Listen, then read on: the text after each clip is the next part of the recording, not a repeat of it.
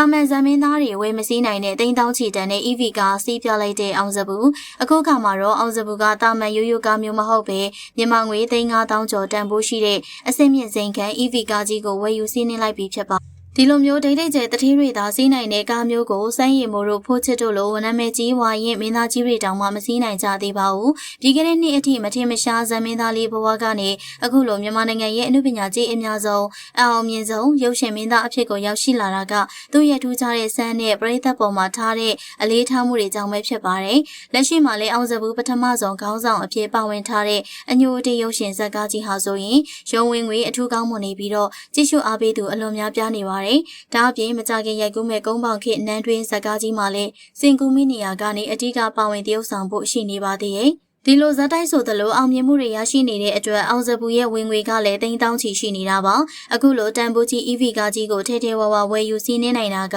သူ့ရဲ့မဆုံးမနစ်တဲ့စူးစမ်းမှုရလဒ်တွေပါပဲပရိသတ်တွေကရောစည်းကြီးတဲ့ကားစီးပြလိုက်တဲ့အောင်စဘူးကိုဘယ်လိုမြင်ကြပါသလဲရှင်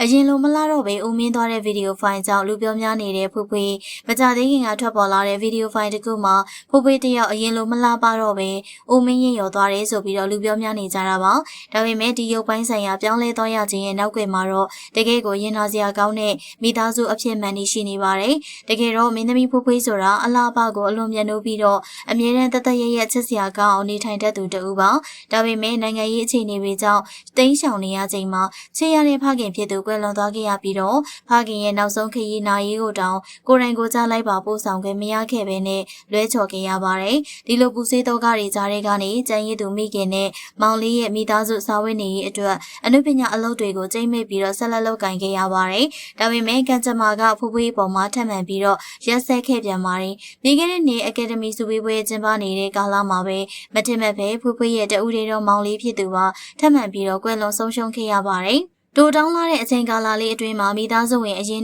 ဆုံး2ယောက်ကိုဇက်တိုက်ဆုံးရှုံးလိုက်ရတဲ့ဖြစ်ရက်ကတာမန်လူတယောက်အတွက်ဆိုရင်စိတ်လွတ်ယူသွတ်သွားနိုင်လောက်တဲ့အထိပြင်းထန်လွန်းတဲ့စိတ်ဒဏ်ရာကြီးပါဒီလိုကြီးမားလွန်းတဲ့တောကတွေကြောင့်သူမရဲ့ရုပ်ပိုင်းဆိုင်ရာတွေအခုလိုပြောင်းလဲသွားခဲ့ရတာဖြစ်ပါတယ်လက်ရှိမှာတော့ဒီအဖြစ်မှန်တွေကိုသိရှိသွားတဲ့ပရိသတ်တွေကဖွဖွေးရင်ဆိုင်ဖြတ်သန်းနေရတဲ့စိတ်ဒဏ်ရာတွေအတွက်အထူးပဲစာနာစိတ်မကောင်းဖြစ်ပြီးတော့အားပေးစကားတွေဝိုင်းဝန်းပြောကြားလျက်ရှိပါတယ်ရှင်